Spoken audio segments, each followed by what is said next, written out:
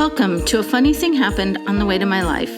This is the place to be for stories to inspire and uplift when life doesn't go according to our plans. I'm Laura Muirhead, your host and the reigning queen of A Funny Thing Happened on the Way to My Life. I can't wait to share the plot twist stories of my guests that will inspire and uplift you when life didn't follow the plan, right here on A Funny Thing Happened on the Way to My Life podcast. Hello and welcome to this episode of A Funny Thing Happened on the Way to My Life. For my loyal listeners, you know it's been a minute since I've had a fresh episode, so I am beyond excited and honored to welcome an award-winning director and my friend, Scott Cervine. We have known each other for about a year and a half, and I've had the privilege of working with him during that time. So, Scott, come and say hello and tell us a little bit about yourself. Laura Muirhead, Scott Cervine, right here with you. A funny thing happened on the way to my life. Man, do I love that title. It's so great. It makes me think about my own life. Hey, can I tell you a quick Laura Muirhead story right up Oh, front? oh boy. Okay. So from the minute we did Moms Rising together, and from the minute you walked onto the set, I was just watching you and thinking, just from a director's point of view, why am I so focused on you immediately before you've even started to speak? And you've got this focus about you, this grounded presence where you just boom. And it's quite riveting. It's quite good. And so I was really excited the second you walked into the studio. I never even told you this, but because I could tell right away that you were going to do an excellent reading in front of the camera. And so I don't know if you can teach that. Maybe you can't. Maybe it's just an innate knowing, but it's like you're very still, which I see a lot of people don't doing, me included. I'm like, but you're just very still, grounded, and present. And I think that's quite something. So you probably already knew that about yourself, but I was just appreciating it when we were filming. Well, I didn't expect that, and thank you for saying that. But I want to know a little bit more about you and your. I found out something really interesting about you just the other day Oh, that I didn't know. I know, right? That you were an apprentice magician and then moved on to, I mean, not just an apprentice, but you were a full yeah. magician starting out at Magic Castle in Hollywood, which is amazing at 15.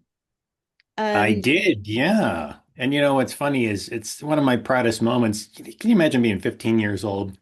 I was so nervous. I don't think I put my shoes on. I went on stage with just in socks. Nobody noticed, I don't think, but because I'd always heard about the Magic Castle and just the idea of even just being there at 15 was so great. But I had this act that I'd been working on for quite a while. I went on and did my show, and I felt so great about it. I was so excited. And at that young age, I thought, well, the victory was I drove all the way down to Los Angeles, Hollywood, to do this audition. Whether I get in or not, doesn't matter. I did it. And at the time, we were living up in the mountains with my parents up near Yosemite. And it was a 6 hour drive in the car to get down there. So I felt good about it. I thought, oh, I wasn't quite sure how well I did, but I was excited that I'd accomplished that goal of getting there and doing the audition.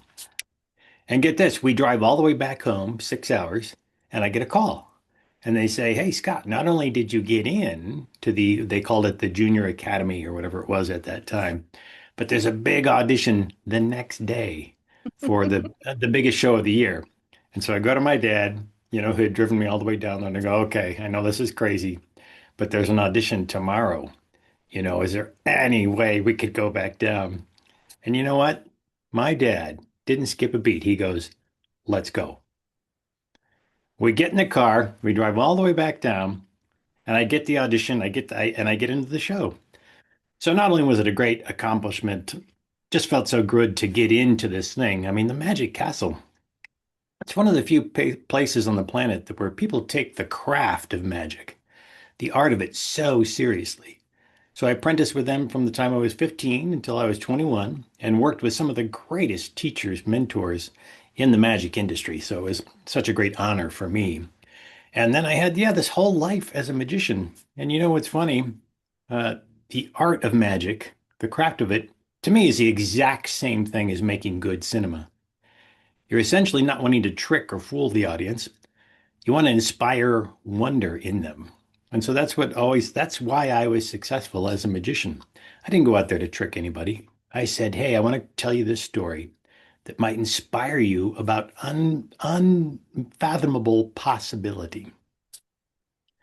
And so I always loved magic, and I stopped doing it. I don't even remember when, but I didn't stop it because I didn't like it. I stopped it because I loved it so much that I felt like, well, until I can bring something new to this, I don't know if I'm going to keep doing it out of love and respect and appreciation for the craft. And I'm working at a club in Houston, Texas, believe it or not. This beautiful club called the Magic Island. I don't even know if it's still there. And I walk across the street, and there's a book about filmmaking. And I'm just taken. I am riveted by this. I've always loved movies. I've always loved cinema, but the steps to do it was like, I don't know, it seemed like a mystery. And so I read all through it. And at the time, it was before the digital revolution. And I was like, nope, too much. And I put it back on the shelf. I was just overwhelmed. It was too big. Then a few years later, all the digital stuff came out, and I was just in, totally in.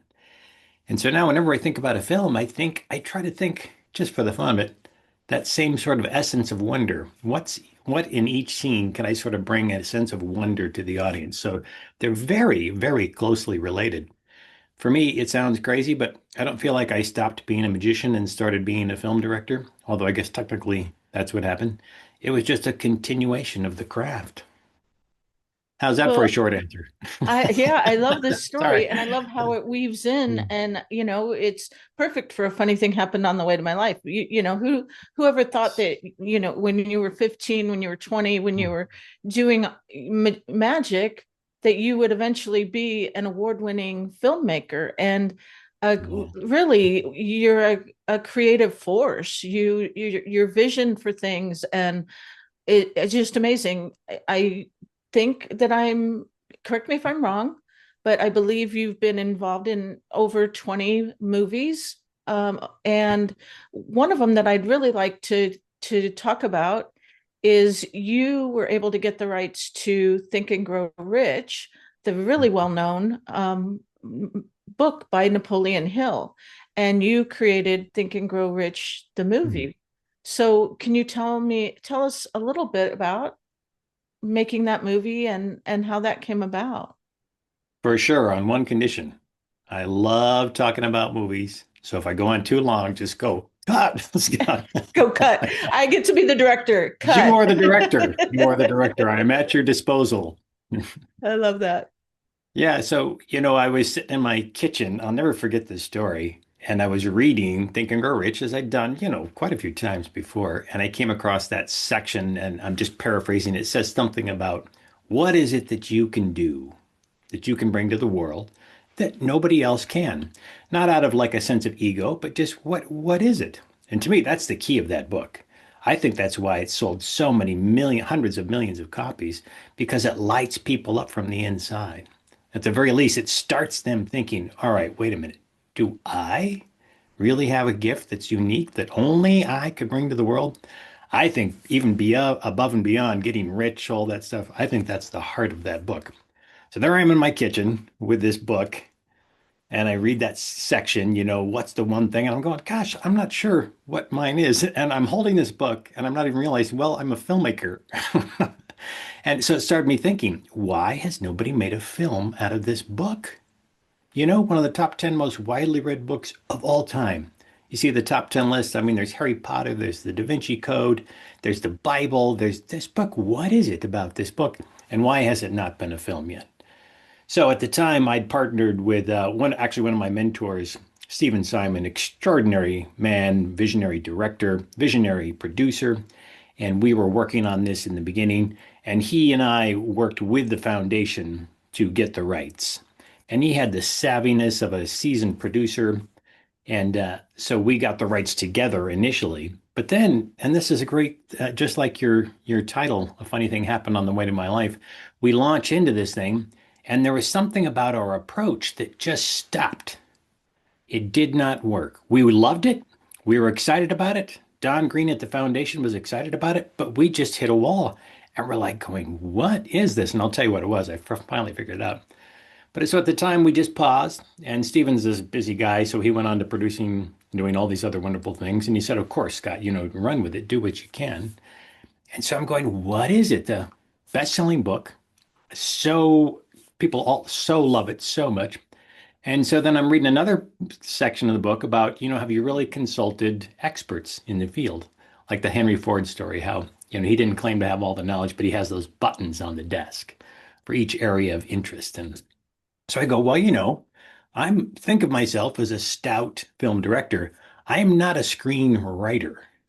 And so I go to the best screenwriter I know, who, thank goodness, is my cousin, Cynthia Whitcomb. I would never be able to afford her time.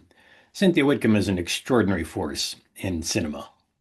She's written well over 70 teleplays. I don't know how many now. She's had well over 31 of those produced. So, I mean, she's the deal. She's written 3 books on screenwriting. She's the guru in my book. And so I had this tome, T-O-M, I don't know what the right word is, this big bunch of pages. This is the movie I'm going to make out of Think and Grow Rich. And I give them to Cynthia. And she goes, okay, I'll read it. God love her. She's so sweet. She reads this whole thing. And I'm thinking, gosh, what did I get wrong? She goes, oh, no, it's very simple. You have 2 movies here. You have Napoleon Hill's life. And for me as a screenwriter, I would probably do that story from the age he's 12 and he gets his first typewriter to the day he publishes Think and Grow Rich. That's one movie. And the other is all these amazing teaching stories that he tells. 3 feet from gold, burn the ships, and the kind of theory behind it. She goes, that's another like docudrama. And in 5 minutes, this master of the craft diagnoses why it had been so challenging to move it forward because people just didn't quite get it. And that happens a lot. Funny way happens on your thing to your life or whatever. People, they just don't understand why something works or doesn't work until you consult an expert. And that's what Cynthia did for me. Well, and I think there's 2 really good points to the story you just told and your experience. And one of them is, yes, make sure you have experts and those mastermind people in your life that can help you in whatever area it is. It frequently happens with me where I don't see the vision, but the people around me do, or Yeah. I don't know all the technology, but the people around me do. And then the second one that I think is important is sometimes the power of the pause, where you were willing, or maybe you were, or maybe forced to take a pause. And then when you do that, the answers come one way or another. And for you, in my view, from this case, you realized I need to have more eyes on this. I need to have an expert come in and help me with that. And I think those are 2 important, very important lessons. Boy, so well put, Laura. And as a younger guy, younger director, when the power of the pause came, I immediately labeled it as a mistake. Oh, I've done something wrong. I'm in the wrong profession. Your mind just goes nuts. As opposed to seeing it for what it is, it's a reset, it's a reframe. And maybe we've all heard that before, maybe we haven't, but really letting that in is what changed my life. The reframe, the reset. I could not have found what that movie needed to be without the pause, without that moment where it felt like I hit the wall. Why did it stop? But without that, man. So yeah, you nailed it, Laura. The not judging that pause, but seeing it as an asset, as a stepping stone. I think that's half the battle. I agree. And I also think that that's really hard. It's really hard to not see it as a mistake, to not throw in the towel, to not just say, well, I'm a failure. I can't do this movie, or I can't do films in general, and just toss it all away. Things aren't a mistake. And that's part of what part of the lessons in A Funny Thing Happened on the Way to My Life is that Yeah. everything that happens in your life, every experience is an opportunity to learn and grow, reframe, whatever it is, if you are willing to see it that way. And I'm so happy that you were able to see it that way and create this movie that's also been widely popular. in the world, and tell the book in a different way, and for people who maybe don't want to read the book, they want to see the movie, and it's amazing. So, and for you to be able to work your genius and your purpose. Yeah. Well, it's such a one of the great honors of my life is to bring that part of that book to the screen. Sounds like there's a part two coming, maybe. I mean, the other part Oh, about Napoleon Hill's life is, to me, even more impactful. I mean, here's a guy who's so famous all over the world for his ideas and for what he brought to the world. But like my all-time favorite quote is that one that we all know, in every adversity, there's something greater than the adversity itself. But then the man who authored that phrase has a son who's born without any physical sign of ears. And he's looking at that and he goes, all right, how do I turn this into a positive? So when you see him navigate through that, suddenly these principles we've heard about all these years, they come to life like never before. So yeah, I'm over the moon excited about that that's an next. amazing part of the book is how he navigated that with his son, and didn't give up and kept pushing and finding the answers for his son. Mhm. So, not going to give away the whole story. You're going to have to, either watch the movie when it comes out or read the Yeah, book. for sure. Yeah.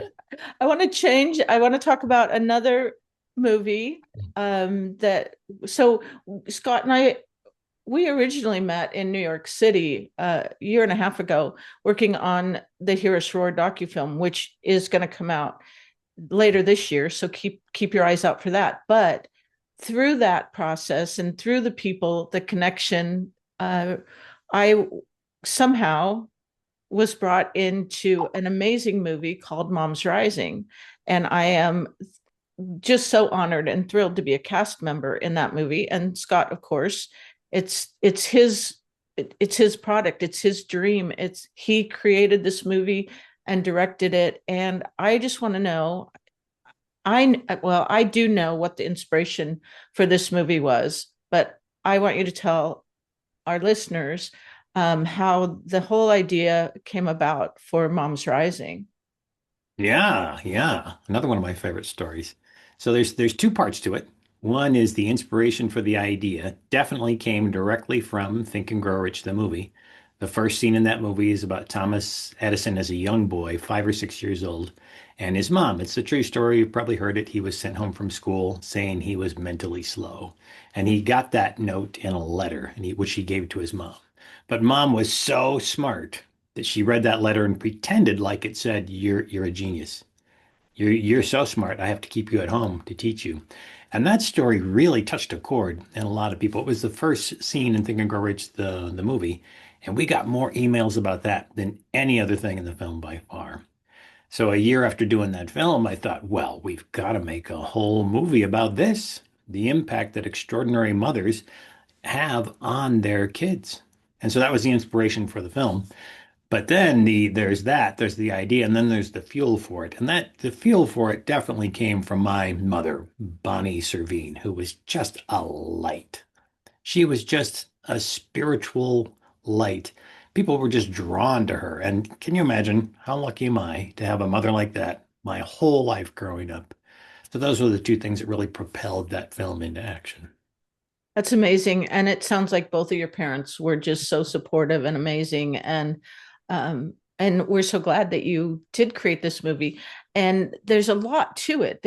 So much to it. And I like to say that I sort of slid in at the end of the movie. I literally, by serendipity, I happened to be in Utah where Scott was, and was able to film there Mm. literally uh, about a month and just over a month before the movie premiered in New York. So I really felt like that worked out. Number one, worked out so well because I don't know what we would have done and how we would have been able to get my part into the movie that with that short of a time frame. But I mean, I know you do magic, but that would have made, if we would have done Yeah. it later, I think we really would have been pushing it.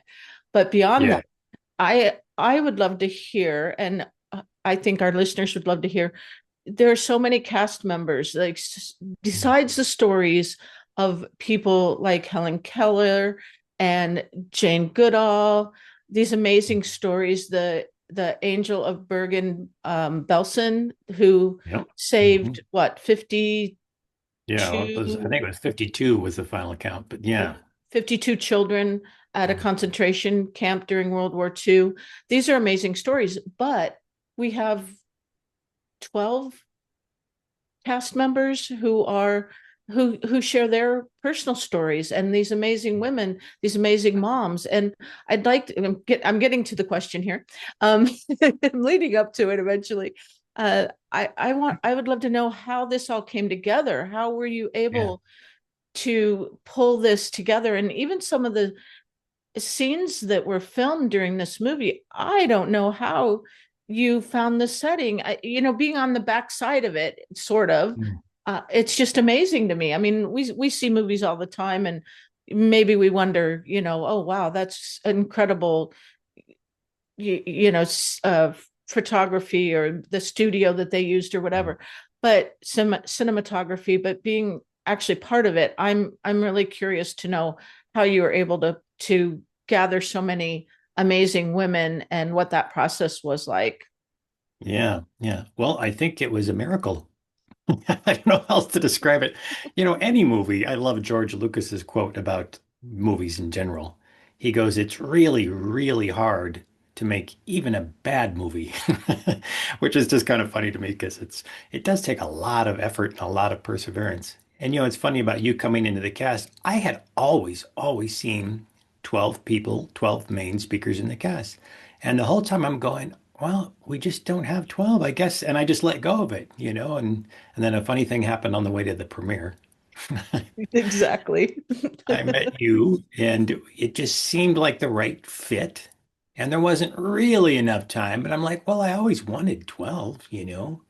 And then, miracle of all miracles, I had just recently moved to Utah to support my extraordinary son, and you were coming to the exact same city, like at the exact right moment. So it's synchronicity, I think, is the word. I think it was just meant to be. And that Absolutely.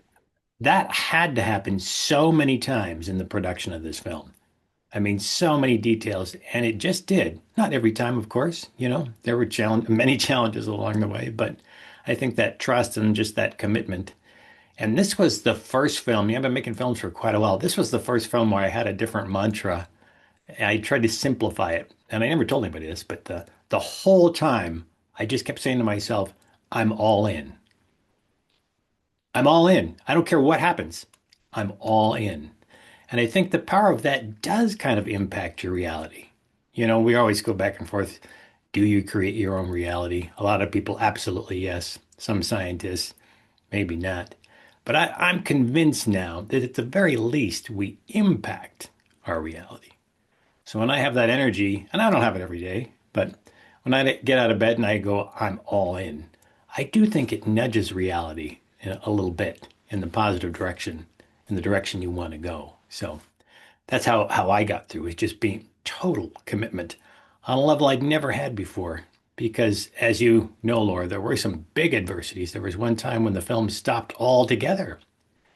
So big adversities, but I just kept to that mantra, that feeling. And part of that was thanks to my dear mother, Bonnie. It was kind of paying tribute to her spirit. So no way I'm going to stop that. I don't care what happened. So did I at all answer your question? I can't remember. Yeah, I mean, it. I think it touched on a big part of it, but I love that, that your inspiration, Bonnie, is led you through it. Yeah. I mean, we have women from literally all over the world as cast members in this movie. Karen from Australia, Lorado from South Africa. We've got Maria in Switzerland, Hmm. and Yeah. we've got people. Yulin is in. We've got a couple people, in America, in San Yeah. Francisco and Texas, and I'm here in New Jersey. But Yeah. I've I don't even know how people were drawn to the movie and how it, Yeah. like you said, it's magic that things worked out and everybody came in. And you were able to film everyone in an Mhm. amazing way and put it together. And I'm curious. Well, one of the things is, and one of the reasons why this episode is going to be live right before Mother's Day, on purpose, because we are promoting it, and we are wanting moms to be able to watch it in honor of Mother's Day. And we feel that it's not just Mother's Day shouldn't just be one day. We shouldn't honor our moms on just one day. And right now, the movie is available to watch for free for a limited time and in honor of Mother's Day. But what I want to ask you is, why now? What do you think the effect of the movie is, that the ripple of the movie is now, and what's your vision for Moms Rising? Well, should I tell you the truth? Yes, absolutely. No, don't make anything up. I mean, I I'm only chuckling, and I don't know why I say it like that, just because it's such a powerful truth to me, and it's not going to be everybody's cup of tea. Everyone won't agree, but for those that it resonates with, maybe. I do want people to have this as a gift for Mother's Day. When my mom was still here on planet Earth, I was always, what am I going to get her? She's so phenomenal. I'm flowered out. I don't know what else to get her. So, I mean, just giving this gift, that makes me ecstatic that we can give this to moms all over the world via their parents, their partners, whatever it is. I love that. That warms me up so much. So why this project? I think that there's something innate in the feminine spirit and the idea of mothering, which to me is nurturing, unequivocal love, an acceptance like you've maybe never experienced before. I never did until I came in contact with my mom's ongoing presence throughout my whole life, not just when I was born. I mean, that can change a person. I think we all love Joe Dispenza. I think he has that famous quote about being nurtured can literally rewire your mind. Boy, did I feel that with my mom. So I think the essence of this film about that unconditional love, nurturance, the impact that can have on the individual, powerful. The impact that can have on the world, even more powerful in a way. So, in my humble opinion, it has nothing to do with me as a filmmaker. It has to do with the spirit of motherhood. Man, do we need that now. In my humble opinion, that's what we need more than anything else. That ability to look across the table or the room or wherever you are and have the most generous interpretation of the person you see. That's one thing my mom was a master at. If she ever had a disagreement with somebody, she'd step back and she'd go, "Well, what's the most generous interpretation?" I've heard that from other authors and speakers, and too. I'm not claiming that that's a universal idea, but I just think that's so powerful. And I mean, look around the world right now. I think there might be one thing we all agree on. We need an omnipotent mother spirit to come in and at the very least guide us. So yeah, that was definitely one of the things behind the film. Yeah, that's so beautiful. And one of the things is that regardless of who you are, you have a mother. That's one thing we all have in common. Whether it's someone that an amazing mom like you had, or someone who maybe isn't as amazing, we still have a Mhm. mom somewhere. And sometimes, and this is part of the film too, the part of the movie storyline, is that it's not just your birth mother who Yeah. who embraces motherhood, the love of motherhood. It's sometimes it's just a mentor or a friend, or maybe it's your grandma, maybe it's your aunt, maybe it's, it could be anyone. But and then there's this ripple effect, like you say too, of just feeling so connected and so empowered and embraced by someone who is that supportive. I can imagine, like, for you, in thinking of your mom, imagine maybe you'd be somewhere else doing something different if your mom hadn't have been so supportive of you. And I know a little story that you like to share too, that your mom hand sewed your costumes for you when you were a magician. Yeah. And how amazing is that? Like, I think a lot of parents would have said, you can't do magic. There's nothing in that. Why would you do that? Do something, go do something that will make you some money instead of being supportive of your passion. And I think there's a huge lesson in that alone. And your dad too. I mean, not to take away from your dad driving you all the way back down to LA, 6 hours.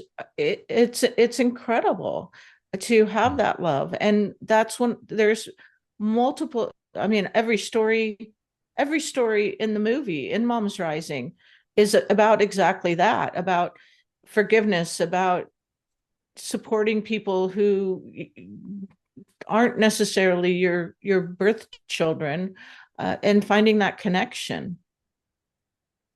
Absolutely. Boy, you nailed it there. Yeah, and it's not just birth mothers.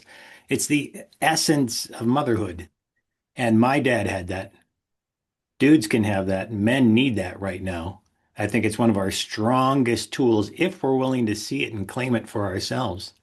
I think in the grand scheme of life that maybe the male ascendancy has turned sort of a deaf ear towards that powerful aspect of ourselves, that ability to nurture beyond words, to support with no limit.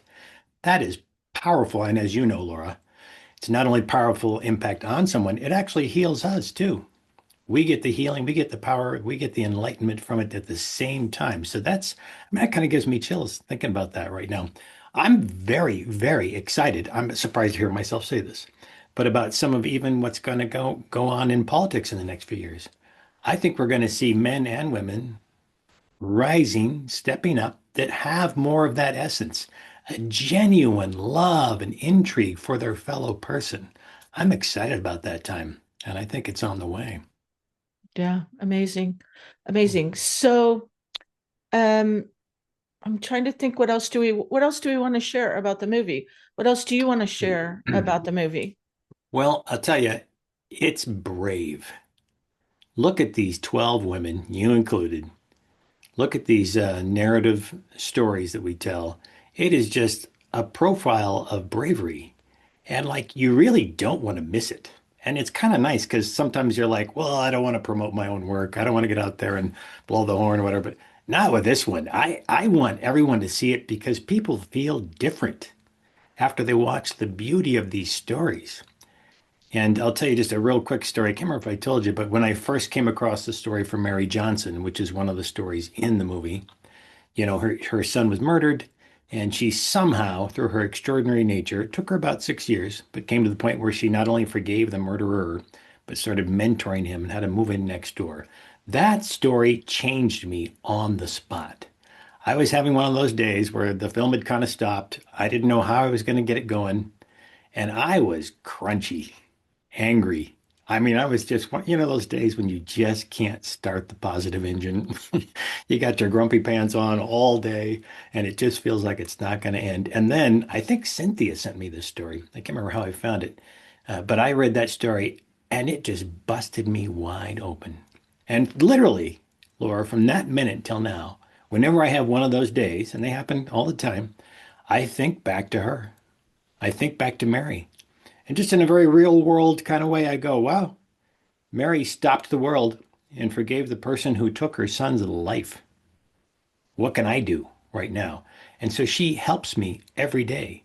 So that's the kind of stories that are in this. The power of the spirit of motherhood is it's just all through this film. I can't wait for more people to see it because of the impact it has, not only on you as the viewer, but then you bring that out into your day and you light up everything around you. Yeah, and I I literally didn't know what was in this movie until I saw it at the premiere. I had no idea of all the stories that were in it, what it was going to be about, what it was going to be like, and every story, that story, I had heard about it. Once I saw it on film, I thought I heard about these people in it because they are true life stories, and I don't know where along the way I heard about her, but to see it played out and to see the fact that she was able to forget. I mean, and I'm not going to give away the movie, but she wasn't going to forget. She had no intention of Oh, forgiving this person, and it ended up being a beautiful story. And one of the thing, I mean, each time, I believe, each time you watch this movie, because I've seen it more than once at now, you are impacted by a different story, or maybe more than one story. Each one gets you in a different way depending on where you're uh, at the time that you're watching it. And it's so inspiring, it's so empowering, it's amazing. Like you said, the spirit of motherhood, and that we are able to forgive, that we are able to heal, that we are able to embrace others who and mentor them and take them under our wing and love them like our own at times.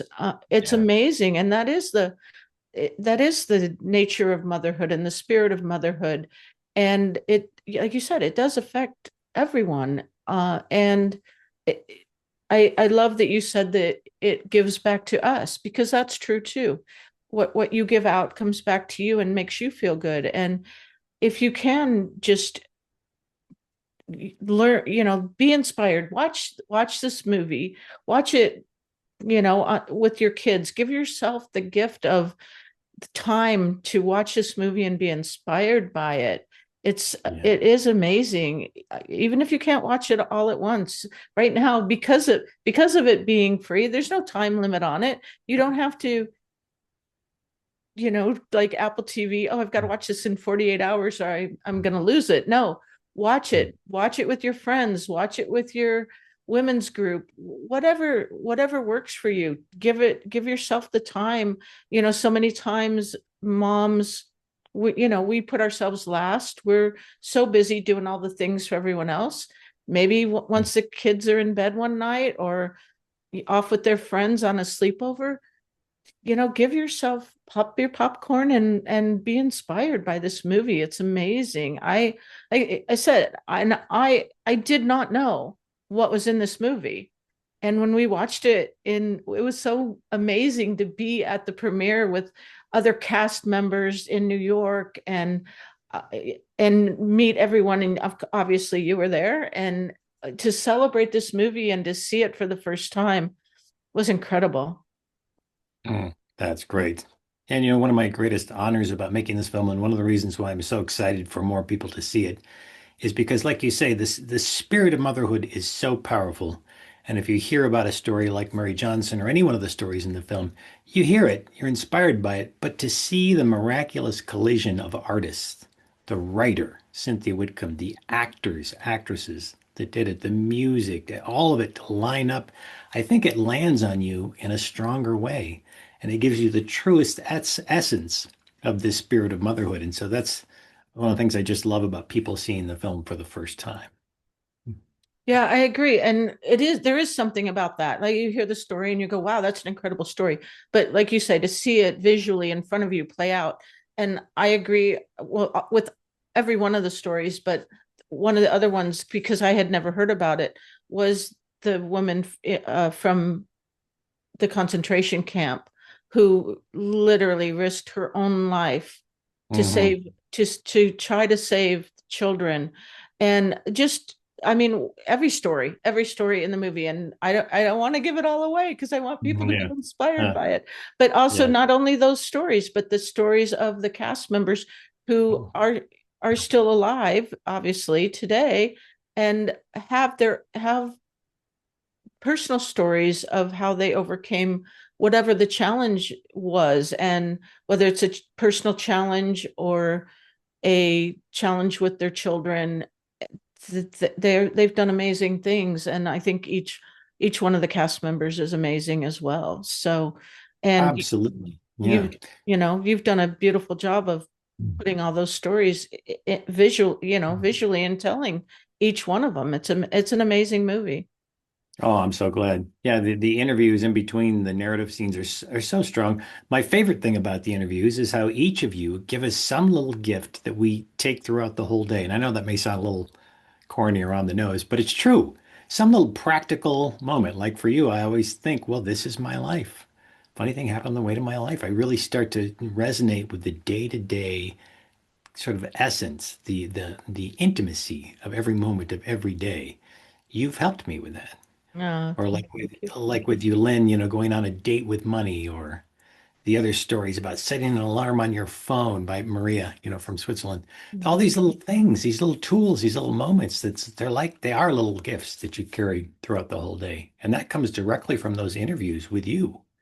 You all bringing your wisdom to the screen as powerful mothers, powerful women. Give us more of that. Yeah, let's have more of that.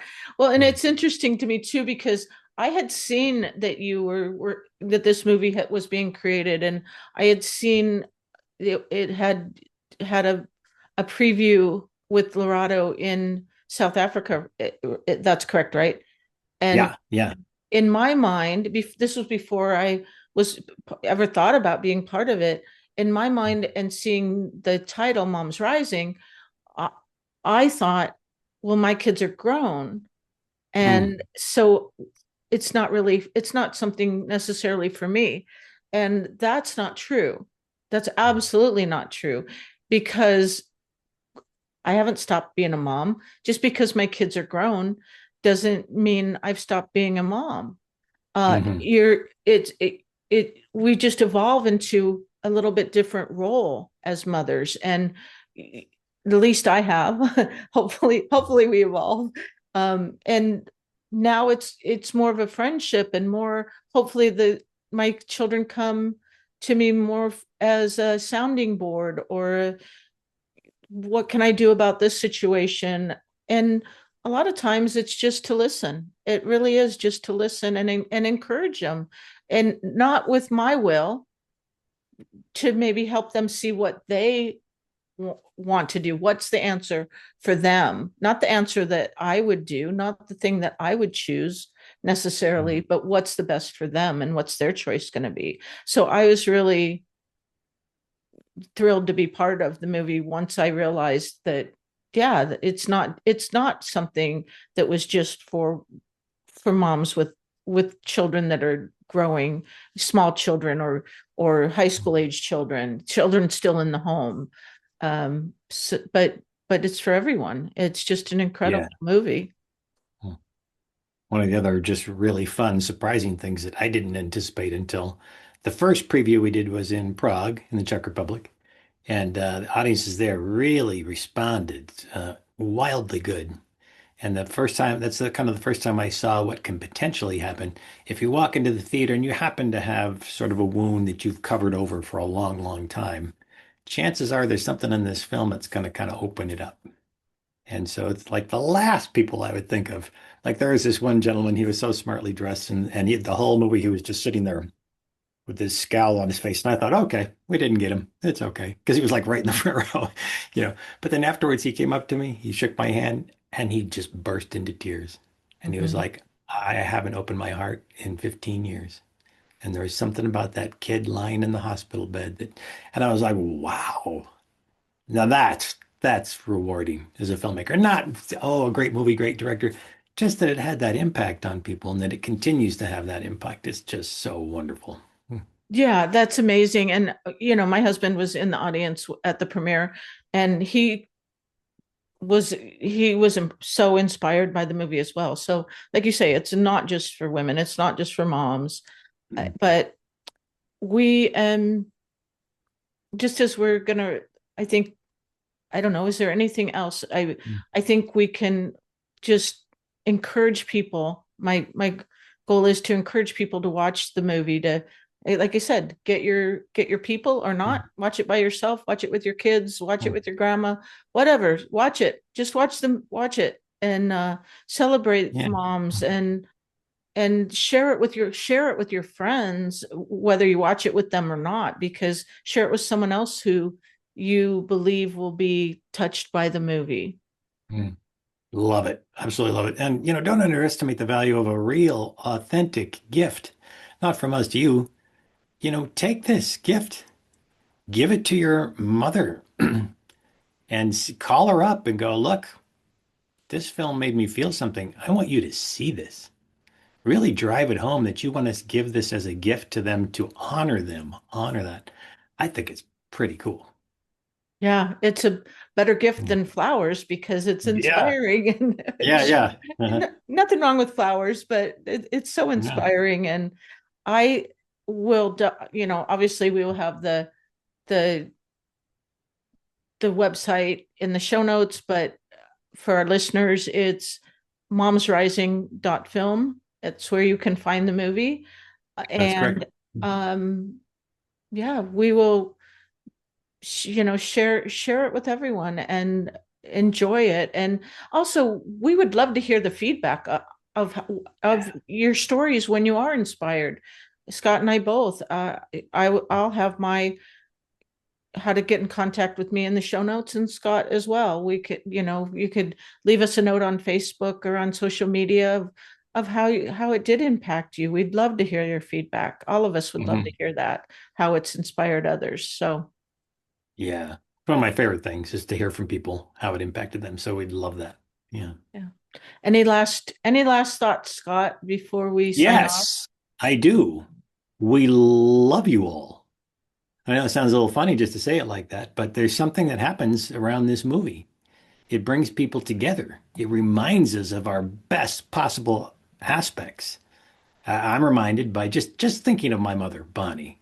I go, oh, I get a little chill. Maybe I am okay.